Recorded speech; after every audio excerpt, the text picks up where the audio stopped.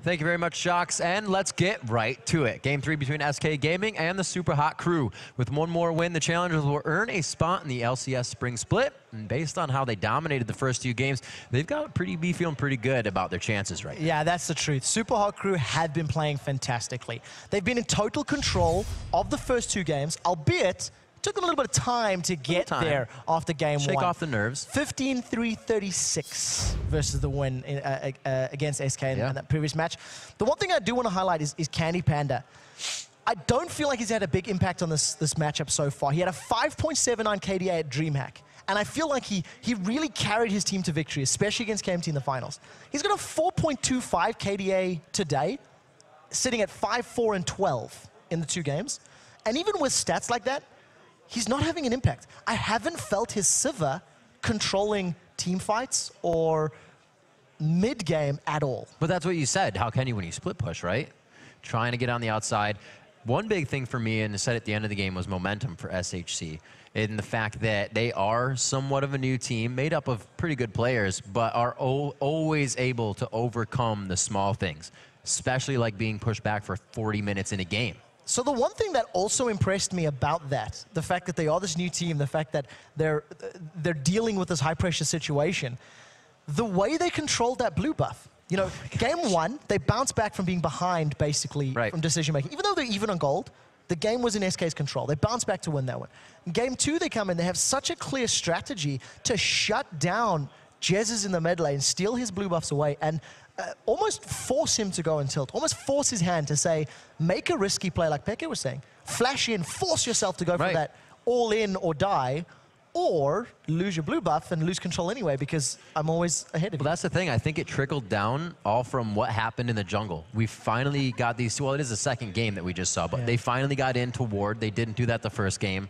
And I don't think they were going to go for the blue buff right away. When they saw that they swapped the lanes, they said, that'll be a great idea. Yeah, the instant decision making. Hey, we can take advantage of your misplay. I use the word a little loose, but we can take advantage of your decision making. Perfect. That's a better way to do it. And then once the calls come in from both teams, Super Hot Crew just executed. I mean, I don't feel that Super Hot Crew made a bad decision, and then it's like the only thing I can criticize them for is playing slowly. Like, that's it. They were coordinated, they had vision, they were decisive, and they deserved that victory wholeheartedly. Well, it could be game point right now. This is a best of 5 here in the Spring Promotion Tournament as SK looks to defend the spot they want back. SHC looks like they wanted a little bit more. Lucy and Sona on the board already with the 100% banned Kassadin. So, if they don't ban out Orianna, which they haven't, maybe first pick Orianna. I think this could be possible. Although, Dr. Mundo's up, Eve is up, Elise is up. By adjusting your bans to say we don't want Lucian, Sona, and Vi, this means now all of the power picks are up, and I have to see what they want to prioritize. Mundo does get locked in. Might see that Olaf in the top lane. Something else, Shyvana still on the board right now. Elise, wow, this is not, they haven't locked it in, but everything so far has been quite speedy through this champion select, and I'm sure that SHG wants to get back in as being the team of momentum. SK will be happy to get Mundo. They had Mundo in game 1. It didn't work out quite as effectively because they didn't make plays. Now, if they have a champion that can run amok, run around, however Shyvana is open, makes a counter pick. If we do see a repeat of that, what SK will need to do is get themselves into a situation where they can challenge like a blue buff, read Super Hot Crew, and then win the engage, win the fights, be more decisive in their gameplay. And I think Super Hot Crew are having to make decisions now, like who do we want to take because there's so many powerful champions available. Who else do they have? They lock that in. They just sat on Elise knowing they wanted the Shiv. That's going to be big lane there, especially big fight, because SHG was the one going in that last game over and over and over. The walk-up team, well, no, they did get the Orianna this time, because with the Mundo again, they were going to have the walk-up initiation team that have to teleport in, but now they give themselves a little versatility. So I sort of expected the Orianna steal. I thought it may have been a little earlier. It was almost first, but because they just laid third. You want to take that away from Moods. This now removes one of the very powerful things. Basically, the entire comp that Super Hot Crew have used to win their games. Sona's banned, Vi's gone, Orianna's stolen. You know, Ezreal's even taken away this time round. Now, Ezreal is one of the champions that Candy Panda has been playing. It's another thing that, you know, being able to talk to the pros, Peke is saying that SK are using it a lot in scrims. But Ezreal's going to have a little bit of a tough time if they go head-to-head in lane with Caitlyn, assuming Hadal plays aggressively and gets in your face.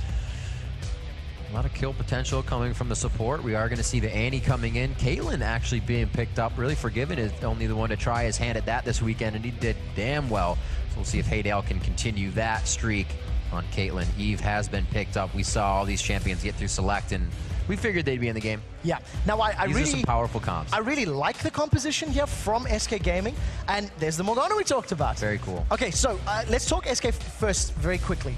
I like the composition. I feel there's a lot of ball delivery systems there. You can use Eve, you can use Dr. Mundo. Combo that with the Tibbers. In either way, pull them together, then stun them, or stun them, then pull them together. Yep. And allow Ezreal, even Mundo to clean up. I really like that tool. However, once Moops gets to the point that he's got his Zhonya's Hourglass built up, if you combo the Soul Shackles, Zhonya's up the big burst from SK, and hopefully get some stuns, right, you're going to need Elise and Shyvana to clean up house. And in theory, Caitlyn should never be in range because she's got immense range. So the theory is she can sit on the outskirts and shoot. But it's a very different approach here. SK going with a very much all-in composition. A lot of them having some quite immense AoE within their compositions. We'll have to see what they have for each other as we get into the laning phase. We saw the SHC was a bit more aggressive in the early part of last game, something we'll have to keep our eye on. Or is it going to be that point where they don't want to give up a 2-game lead and we go back to game 1, just fan out and play it safe? I think SK will want to play this one safe. I feel like when you are 0-2 down in a best-of-5 series, the last thing you want to do is go for an invader level 1 and get in trouble, especially against a Dark Binding and a Death Sentence. I think the level 1 potential from Super Hot Crew is a little scarier, you know, to run the risk of that hard CC.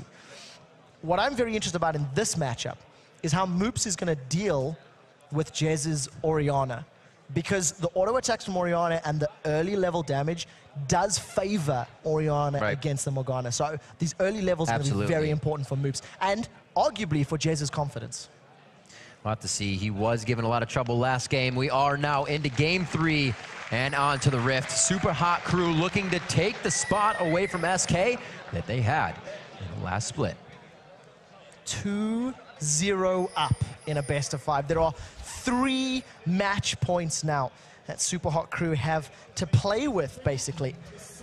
And it does look like SK are starting to do this level 1 fan, splitting up, covering the entries, and we'll have to see how they respond. Nif is going to be the first one to spot Super Hot Crew as they potentially move in to get some wards down. Migza looks like he wants more kills. Being the first blood support last game on Sona, he does take Ignite again on Thresh, and he also takes a red pot. That definitely tells you he wants to have some all-in potential. That's flat out. Dude, we want to brawl, and I want to get down with that bonus attack damage, swinging around and cause problems.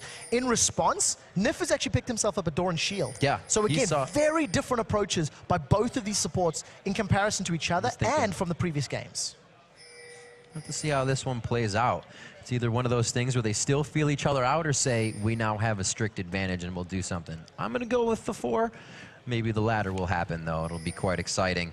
Everybody's setting up towards this top side. Looks like we will get the lane matchups evenly this time. We're going to see if SHC, we have Caitlyn Thresh versus that Annie and Ezreal in the bottom lane. So we did see the head-to-head matchups in game 1. Svenskeren was also running Jungle Evelyn, and that actually allowed them to get control of the early game. That was kind of the play where Impaler game is. Exactly, and I think that Candy Panda got like 2-0-1 up during the laning phase of that 16 to 17 minute laning phase, but it didn't convert to presence in the mid game. And I would expect the same this time around. I would expect Svenskeren to come down. Every time Moops moves forward and gestures this way, have to keep an eye on that red pot. The moment it gets drank, that's probably when the fight's going to come out. Very good flay. He gets hit up right there. They get the stun out of Annie, which is going to be nice. They try to get more. Oh, my word. Will the lane be pushed as well? They're going to throw him into the turret. Now, the red pop has been popped. Now, the thing is, there's a time limit on this. I think Mixer maybe jumped the gun a tad early. If he'd waited to get a death sentence, flay into death sentence, that could have actually been enough CC to make it work. But he decided he wanted to get dominance at level 1. It seems to be working. Small CS lead for Haydel, and we'll have to see how it continues before that temporary power buff wears off. It's interesting they went this way because both of these guys have been going gold generation items, and they're like, boop, nope, third game, not going to do any of it, even before seeing each other. Definitely showing that I think they want to stamp authority. That's the key here. Right. Is that they really want to, you know, grab the bull by the horns and take charge of the matchup. And at the moment, if Candy Panda and Nif can be patient, wait out the Elixir of Fortitude, then they can start to try get you know, the anti-stun into early Ezreal burst. Impaler's the first one to make a move towards the lane, though. Migza playing super aggro right now. It's going to be Elise on the outside. Is Impaler going to be close enough? They do have that shield on. Will he have enough for another anti-stun? No. And the lane aggression actually goes against them. Yeah, very well played by Nif. He managed to stun up both Mixer and Haydel. Then with just Candy Panda sitting on the sideline auto-attacking, it was enough to scare them away. And that basically is going to kill the time frame of that Elixir of Fortitude. Jesus eats a point-blank Dark Binding. Unfortunately, Moops can't follow it up, though. He answers back with a little bit of damage. He did go 1, 2, 3, so you can shield up and walk through that Tormented Soil if you want to auto-attack. Like you said, it should go in favor of Jessis, but Moop playing it very well as Svenskeren, finding himself a little bit of a party member here. Impaler comes down. So cheeky, even manages to steal the golems away. The thing is, this is still a fairly low health Nif. And Impaler is dancing around the jungle, but it doesn't look like they're going to tower dive. That previous attempt was thwarted thanks to that very good double stun by Nif. 19-6 Impaler, just hanging out. Come get your wraiths, he's saying. But nope, they're going to be his. So he's trying to already deny some resources, keep himself going, knowing that Svenskeren is back right now doing what he can. This is great play because of the psychological effect it's going to have on SK Gaming. In the previous game, Super Hot Crew didn't necessarily counter jungle. We'll get to that in a second as Svenskeren's rooted. He's going to take big damage here. 4 to 3 right now in the second set of abilities coming out in Spider Form from Impaler. That blue buff is not going to go to much use. And that's sort of the point. In the previous game, Super Hot Crew challenged for blue buff. Challenge, challenge, challenge, control blue buff. This time round, we see Impaler controlling the jungle. Oh, they hooked no! Nif! Pie in the face to Nif as Candy Panda ducks. Good they get the kill on this one. Great focus by Haydale. It was Nif that was locked down, but he wants to damage the ADC. Now, both of the AD carries below around 200 HP. The thing is, looks scary. Mixer's low on HP. He cannot afford to get stunned again.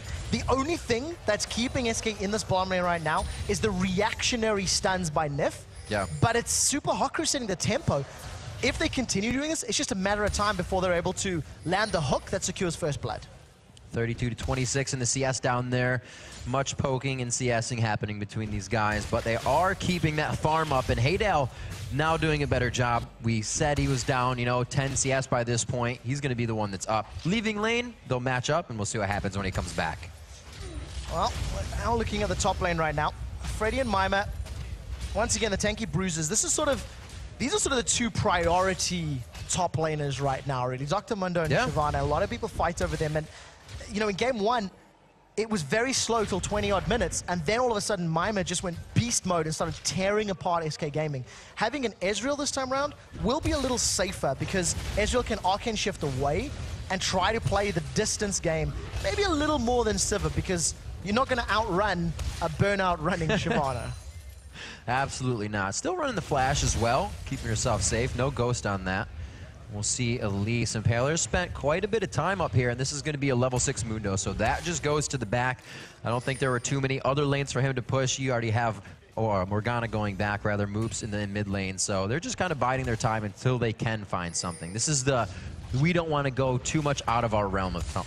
And as you say that, Impaler's hanging around this top lane. Now, Freddy does have his ultimate. He's been caught by the web. There it is. He throws down the ultimate, forced the flash as well. They also throw down the ulties. Had to expect him to get out, but it was a great try. Very good reactionary flash. That was the instant that Cocoon wore off. He was able to get away.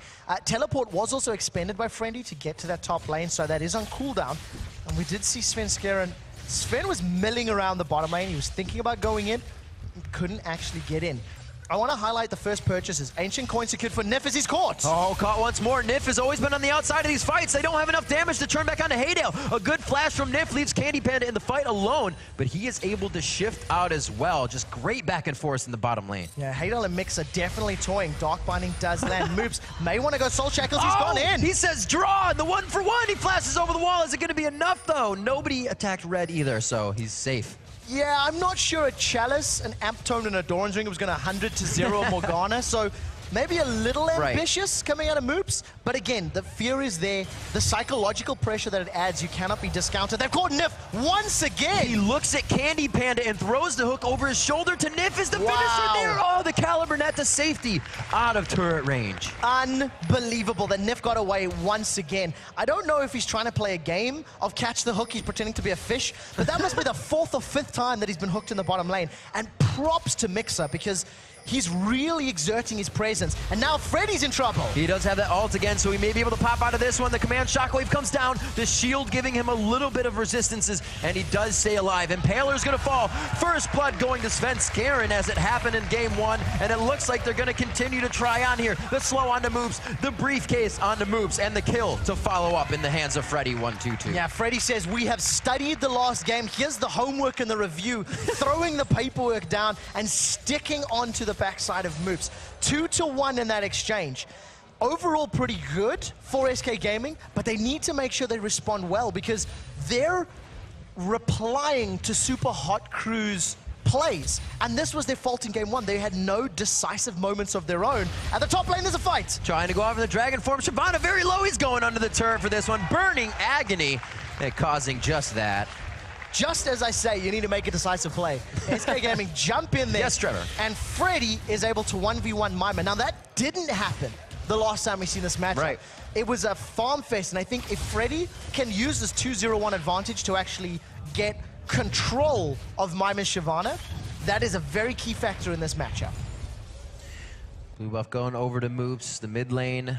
We only saw that one engagement between Jezzes and Moops just at red buff. There hasn't been too much tit for tat between them.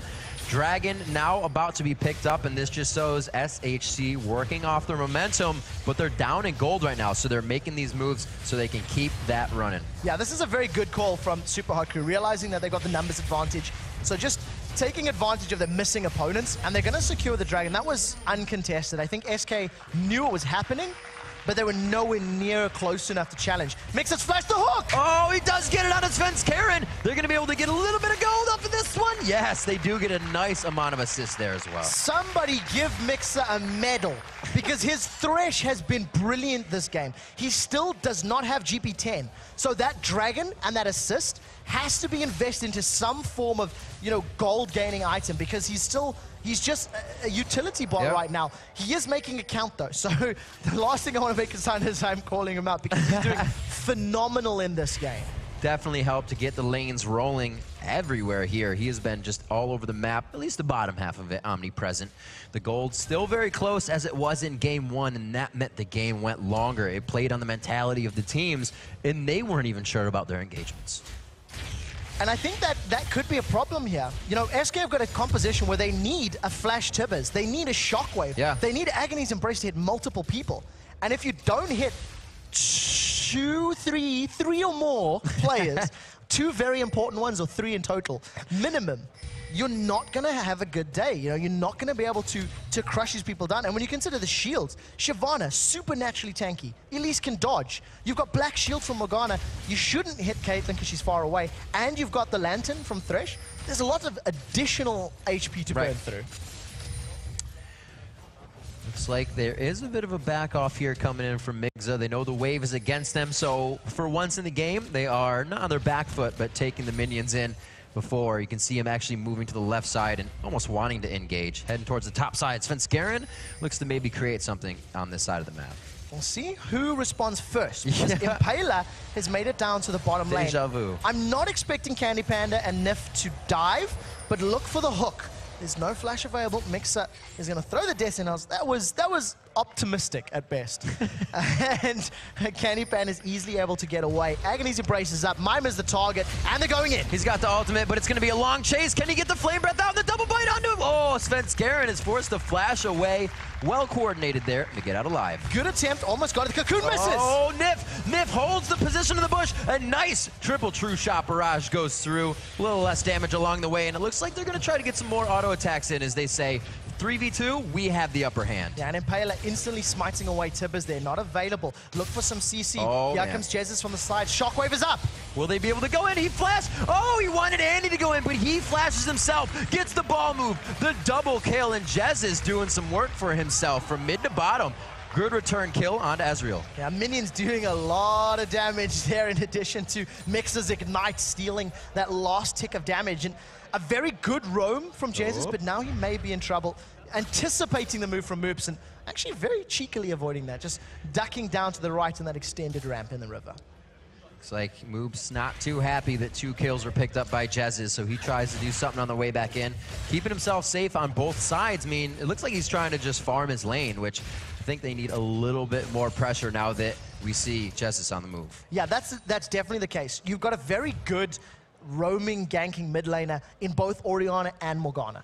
And Jesus has pulled off the first successful roaming gank as far as the mid laners are concerned. And they've actually been very passive between themselves. Yep. You know, yesterday we seen Kautard, go very aggressive on his Kha'Zix and jumping in time again against MYM and Charu. And this time around, it's been a lot more passive. It's been a farm fest until the mid game, which is where the mid laners have been decisive. And Orianna seems to have been the key. Definitely a key in games 1 and 2.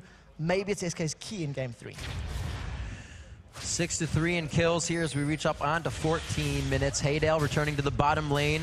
Now that the lanes also have matched up, we didn't have that last game, a much faster game. When we see this, it goes longer. Obviously the matchups of AD and support going to last longer from the sustain of one side. They just keep it going. These fights have always been in favor in the beginning of Migza and Haydale, but they're able to turn it around now, and this might happen once again. Yeah, there's the Lantern Gang, but there's 3v3. Mix taking big damage. Why focus Migza right off the bat? It's because they want the kill. They know they can get it, and if there's more to be had, they'll focus it. Very good damage. I think, in general, the damage of Eve plus Ezreal plus Annie, that's 3 damage threats. Coming up against what would have been 2 at best, you know, Thresh is more utility than damage. Allowed SK to secure themselves the 7th kill of the game. And look at this. SK Gaming maybe trying to return the favor. They want to set up for a challenge, but Sven's got no support.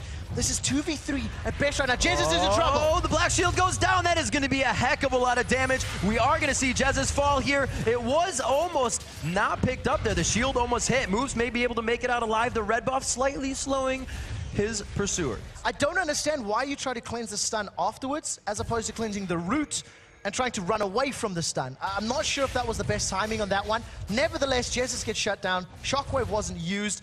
2-1-2 and blue buff actually secured by Super Hot Crew. SK, not exactly on the same page. Very good attempt by Candy Panda. Looking to take those blues away as they lost enough of their own throughout the first game. A good push here by Haydale. Still waiting for these turrets to be dropped. We're 15 minutes into the game. That armor has been gone for some time now. And we're going to see Svenskeren trying to make a move towards the bottom. A very careful play coming in right now. They aren't even getting close to the turret here, Haydale and Mix. No towers falling either. You know, you've highlighted and you mentioned it perfectly. When you have the straight-up matchups, the laning phase does tend to get drawn out because you don't have the fast tower-pushing power of a 2v1 lane. So at this point in time, SK Gaming are in the lead. And they were in the lead in the laning phase in game 1 as well. They seem to do a little bit better in these prolonged stages. But they need to transition from here to the mid-game in a powerful position, and Svenskeren is roaming around. Now, they do see it. That was a flash Tibbers, countered by a flash. So, both flashes of support's burned. It wasn't flash Tibbers, just normal Tibbers. Yep, normal Tibbers coming out. She will have the flash up soon, but we'll be waiting for Tibbers. So, gonna have to wait for the Combine and the Wombo combo there.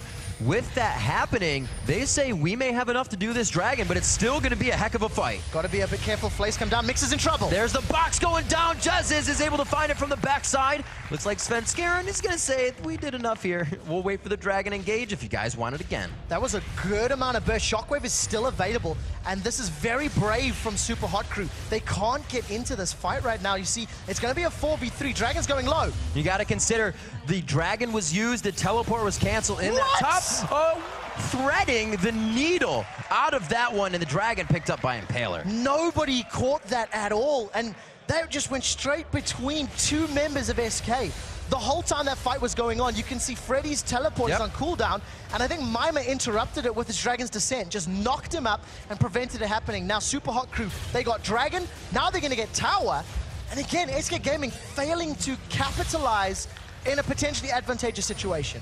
Very big play by Mimer in the top lane there, telling his team to go back in and how it happened. One turret now falling there. That was the mid turret. SHC did this in the first game, and it took him quite a long time to get the rest. It's going to be a one-on-one. Impaler may not have wanted as much of this fight as he found until Mimer gets there. They're going to be able to bring this one in and pick up the kill. A rampage for Freddy122. Very good position to be in, and Freddy needs to now carry some weight on his back in this matchup. He needs to get begin roaming and make use of those teleport ganks to actually impact the game right now. I also feel like Jez is being very hesitant on his shockwaves. The last 2 times he's been involved in fights, he could have used a shockwave where he got 1v1 by Morgana and at the Dragon Pit. But he hasn't been in a position where it's been effective enough for him to pull the trigger. So we need to keep an eye on how he makes that work from going forward. And also the fact that Mixer, still no GP10. Death sentence goes out to Candy Panda. Just carries on walking. He used all the good ones already. Let's hope not, for their sake. Yeah. Because if he's used all his death sentences in the laning phase, then that may be sentencing Super Hot Crew to death in the mid to late game. I see what you did there. Coming up on to 20 minutes. The kills, not as fast being racked up as last game here. The gold, even like the first game. These guys just can't decide which one they want. It's going to be hard, it's going to be slow, we're going to go fast. Another death sentence just missing onto that one. And we do see focus here in the bottom lane. There are going to be 3 members from both teams. Impaler and Svenskeren are ticking to the same beat because they're in the lane once again. Same's been happening through many times in this game. They seem to be interpreting the flow of the game fairly well. The question is who's going to win. This time round, Sven's a little further back. Mixer wants to go in. Agony's Embrace has been used. Oh, Mixer gets hit up quite hard. That is going to be a true shot barrage taking him down. Impaler still taking steps forward. May have solidified his own death. A big hit coming up onto Impaler there. That was the stun. And Moops is going to be coming around the side. Oh, he gets Tibbers with the dark binding. And it was actually going to be Jez's there. So I don't know how much of that they wanted. Oh, my heart skipped a beat with the Tibbers death animation. That was the most dramatic way to go, but it shielded SK Gaming, prevented anyone getting caught out, and that, of course, means that SK, once again, with a successful gank in the bottom lane. They have definitely got the number of Super Hot Crew when it comes to the ganking and the 3v3s, and it's just because of the number of damage threats. Sorceress Shoes Annie is using her base numbers. Evelyn with a Spirit of the Spectral Wraith, as well as a Haunting Eyes and Sorceress Shoes. They are nomming through the HP bars of Super Hot Crew. Still building glass cannon, as they do, trying to get that damage out before any armor. But they don't seem to play the aggression all the time that way. It's like they don't want the fights all the time. We'll see where the rotation here from Jez's is. He is with Svenskeren just under the Wraith camp. They got the ping down, so I think they're going to know they're on the move here. Blue buff is up. SK Gaming are now making a play for it. They have vision down the bottom of the river. And that's the first ward they've got in the jungle, and I think they're pretty confident about picking this one up. Nobody from SHC has responded. I bet they feel good about that. That is a confidence steal. That is definitely a confidence steal for them. But they need to convert it now into more plays. Once again, Svenskeren smited that one. Don't run the risk of it being nicked away by the dude you're trying to steal it from. Still in the laning phase, even with mid turret being down. There hasn't been too much aggression. A very nice black shield, but wow, they are sticking on him with the flash, and it's going to be Impaler putting himself a little too deep. A great flash in from Jez's to pick up the kill after keeping himself safe. That was a confidence flash. He really wanted to get in there and just say, look, I can play Orianna as well. 4-1-2, working out much better for him than Zed in game 1. Right now we see another fight in the top lane as Mime and Freddy go toe-to-toe. It seems like he didn't totally want that. Tries to bring him back into the minions a little bit and realizes they're trading damage, and it's not equal for Mimer there. Big chunk onto Candy Panda. It looks like the tower is going to fall. Ooh, that's very big indeed. But now Nip, that's a flash. Whoa, the teleport coming in as well. Oh, the true shot barrage going across, but the Thresh Express saving Haydale. Mixer is doing such great work on Thresh, albeit he's 1-4-1, but his hooks have been on point for the most part in the early phases, and that was a great lantern. Realizing that the threat, he was running to the river and put the lantern down. Now he's sticking around in that bush, does finally decide to back away as SK secure their first tower of the game.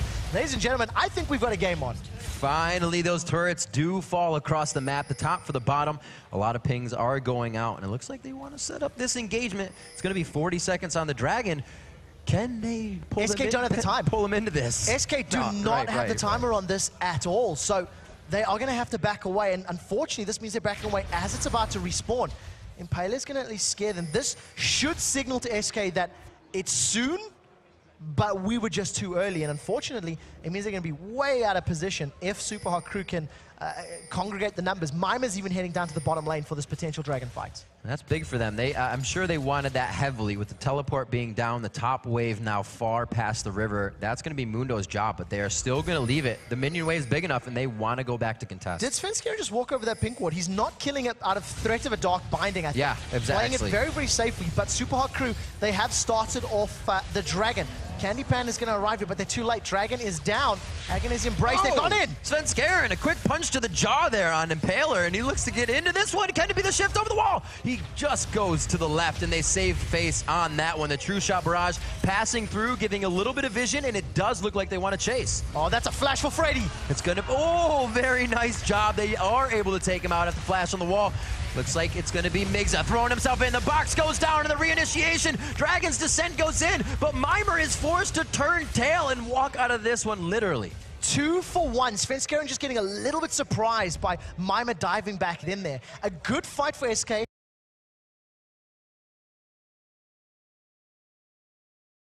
After losing the dragon. Now, if they want to at least balance out the global gold, they have to take a tower here and even up the pressure, which does look like what they're doing. Right now, Freddy, he picked up that Warmog's armor on his last back. That is a super beefy, super HP regen Mundo, and I think it's been great shockwave.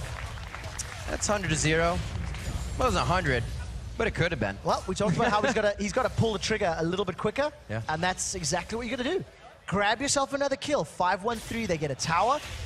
And now SK's making plays. You've seen they challenged after losing the raid. They picked the fight. They challenged for the mid tower. They need to keep doing that to maintain this lead and hopefully push it through to take out that Nexus.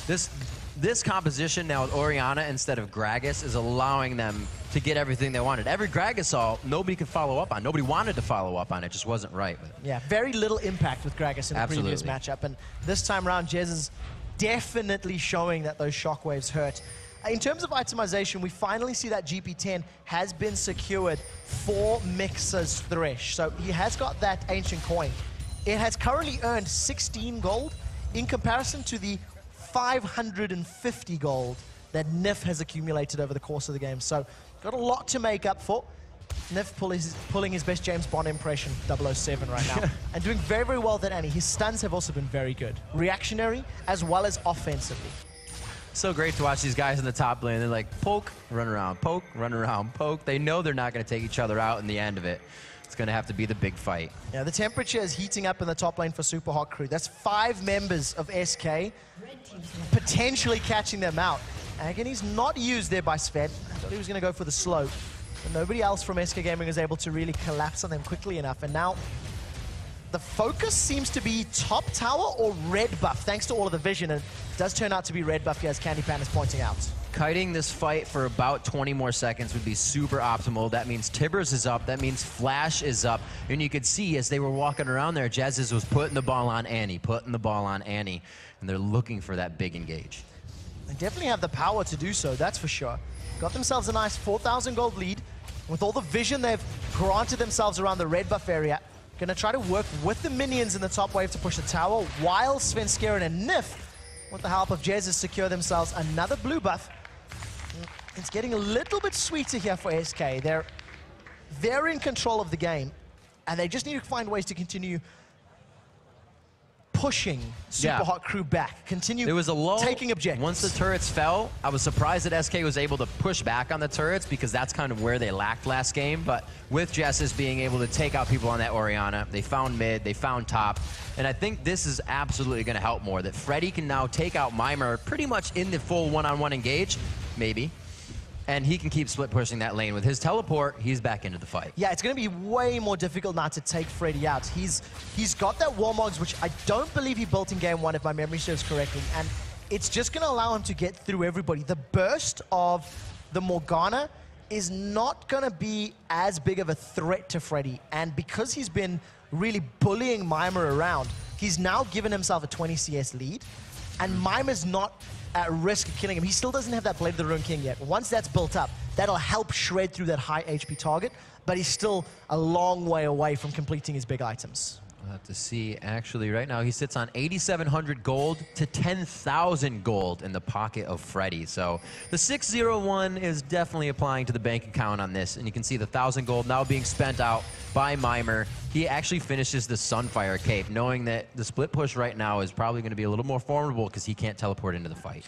Yeah, and it's an interesting pickup because what that also tells you is if a fight were to break out, even though Mimer does have that Spirit Visage, there's so much more magic damage to deal with. Annie, Orianna, Eve, and Dr. Mundo. So he needs to be able to stick to Candy Panda and disrupt the team fight while the rest of Super Hot Crew can close that one out for them.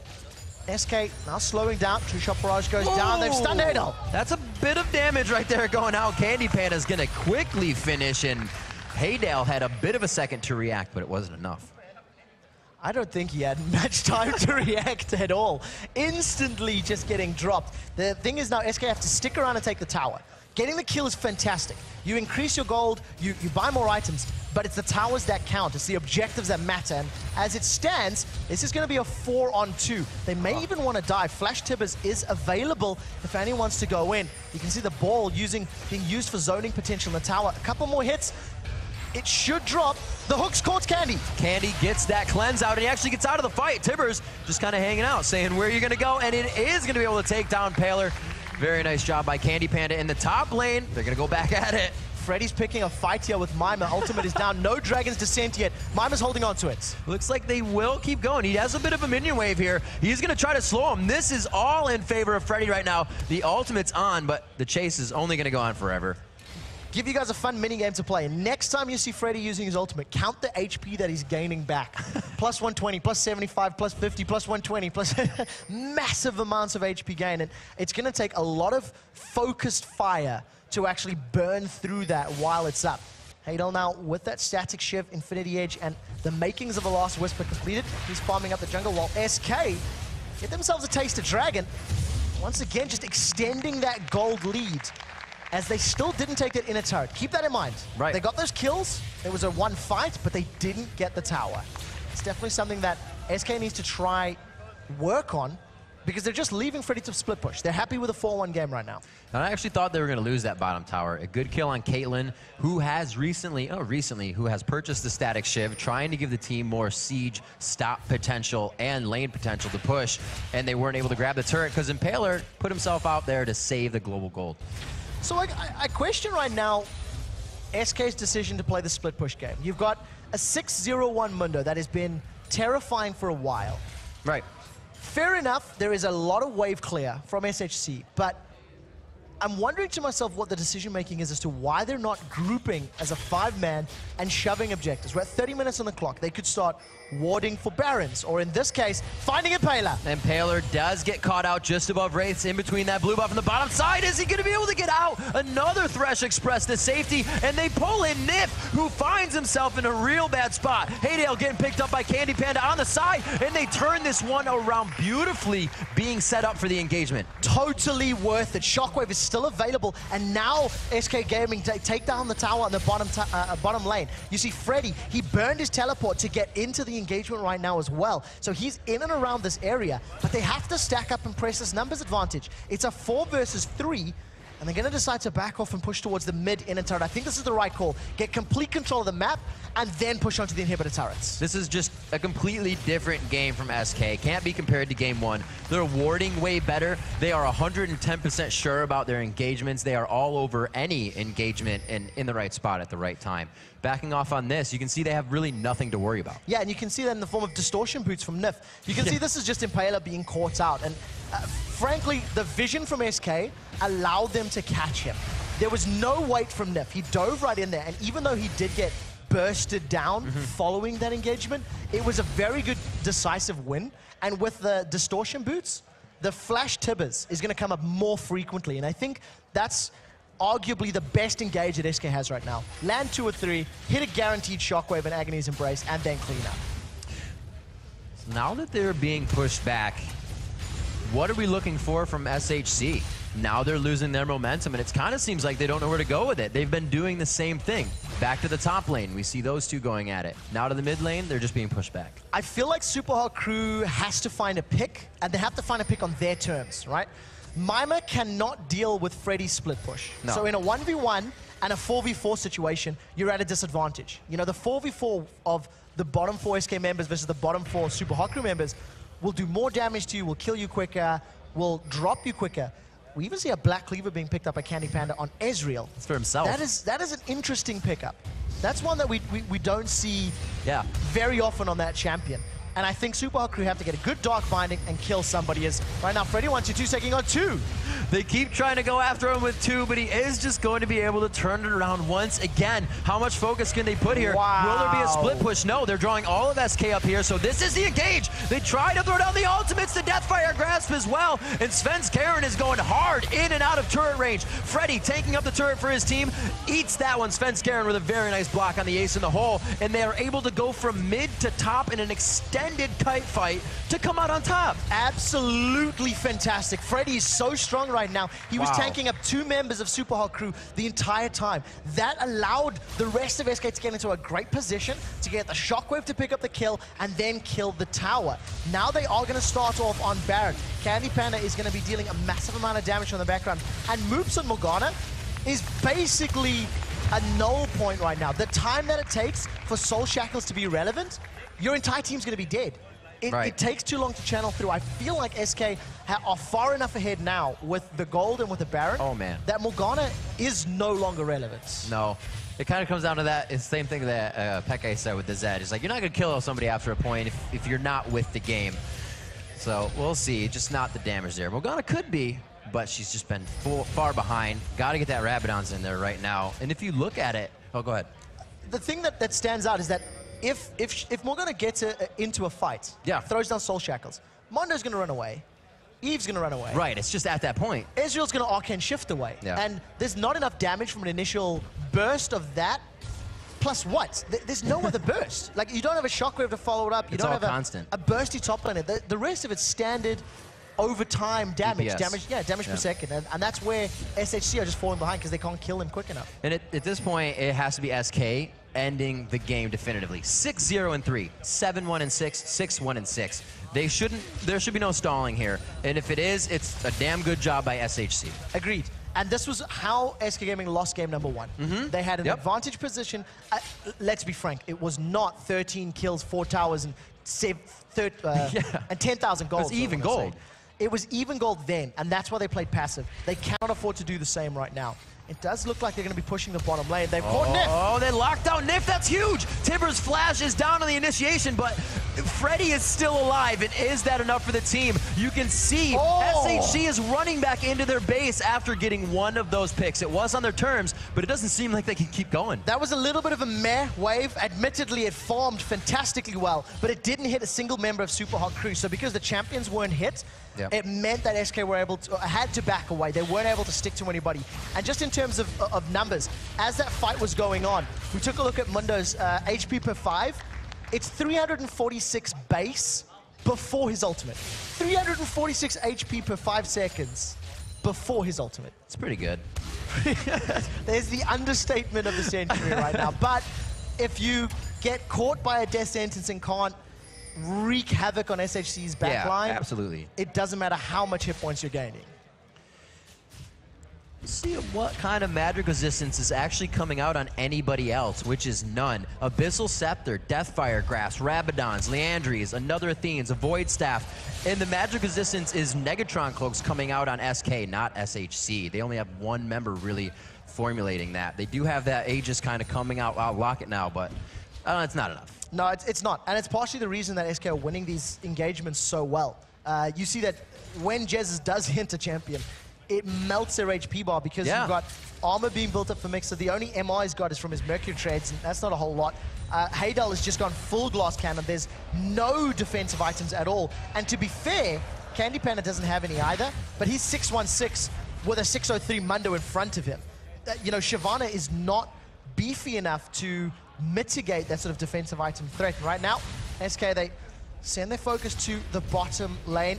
They've got a couple of hits down. They have got Svenskeren, but that's not ideal. Looks like Freddy is going to put himself out as a human shield here. The damn riot shield for the entire team, but can he take on 5? He is still getting that HP back. Goes in very nicely, coming up huge from Jez's. Will they be able to go? They say forget the turret, let's get the health bars. A nice Sonya's there, but it's only going to mean they have to retreat even more. A beautiful sniped out Q. Double kill coming in, and SK looks to thwart this, and they are actually going to have to go back on this. The timers could be coming up easy here for a Thresh. The problem is they've got 2 carries they still have to deal with. Impaler's Elise and Heidel's Caitlyn, so you can see them trying to take another tower. Nif, he's tanking this one up. They will take the tower down. Ace in the hole comes out, and that's a lot of damage, and wisely, SK have to back away. 3 for 2, plus 2 inhibitors, 2 towers and an inhibitor. Very good fight for SK Gaming. And take a look at the shockwave that follows here.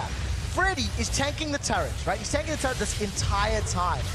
Mixer goes in, gets a very good flank to maintain the focus, the tower on him, and a massive, massive shockwave. That dropped 60% of Mixer's HP, instantly followed up by the Tibbers, and that just allows Candy Panda to take the tower down and clean up the fight by chasing further on. So a very good play, and more importantly, a play that was on SK's terms. At their decision, they followed up. You gotta consider, it was something like 1,200 damage from that shockwave. I added up those 3 people's HP. 1,200 damage is hard to do as one person to 3 at one time, so it's huge fight-changing things happening just at the last second. We saw Nif go down last time. SK is not afraid to keep fighting. They know they're ahead. They are not afraid to keep going in. Svenskeren hits up moves. They know it's a huge factor in the game, but he will be down for this fight. 24-10, coming up onto 40 minutes. SK has had enough of the stalling, and they are going to siege in. Very good catch onto moves. Mima even has to use his ultimate just to get out so cleanly. Heidel just gets melted under the damage from Svenskeren and Mixer. You do not want to hook that even. They turn their focus onto Mima. This isn't going to be enough. Tibbers stuns them. Going in on the Nexus turrets. Possibly one of the more definitive games we have seen. SHC played a great game, and they won those 2, but SK put themselves in the driver's seat here, being down in momentum, and they keep themselves in this series. That is a stern look from Candy Panda. That is a very, very stern look. Wins aren't always, or wins can be stressful, I should say. That is the truth. And there's no more room for error. Nope. That's 1-2 as far as the scoreline is concerned for SK Gaming. And like you said, definitive game, decisive game.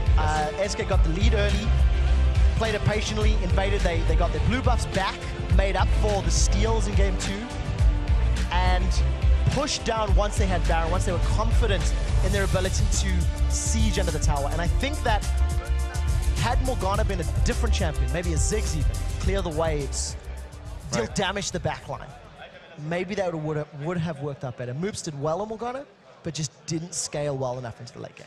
And it was interesting, you have Teleport Mundo, you think it's going to be the split push game against the Shyvana, but he was just in the fights all the time. They were saying, you know what, we're going to do it. He can actually bounce my teleport, so why don't I just fight with you guys? Maybe that's not the full case, but there wasn't really a split push Mundo there. Yeah, and not only that, the teleport Mundo was used in game 1 and now in game 3. Yes.